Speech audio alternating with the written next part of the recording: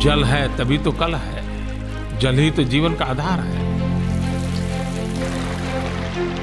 सैकड़ों साल पुराने हमारे ग्रंथों में कहा गया है, अब्धिहि सर्वाणि भूतानि जीवन्ति प्रभवन्ति च तस्मात् सर्वेषु दानेषु तयो दानम विशिष्यते।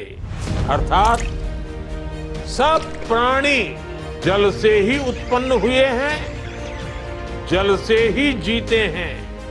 इसलिए जलदान, दूसरों के लिए पानी बचाना, ये सबसे बड़ा दान है।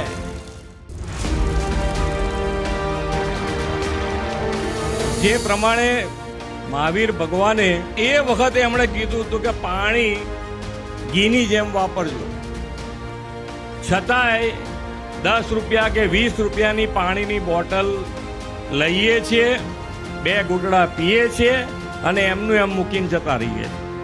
આ આપણી ટેવ છે. બધા તમારી છે કે અમારી છે એની વાત નથી, પણ છે આવી ટેવ. તો આમાંથી મુક્તિ મેળવવી પડે. પાણીનું ટીપે ટીપું બચાવવું પડે. જે રીતે આપણે બચાવી શકીએ એ રીતે બચાવવું જોઈએ.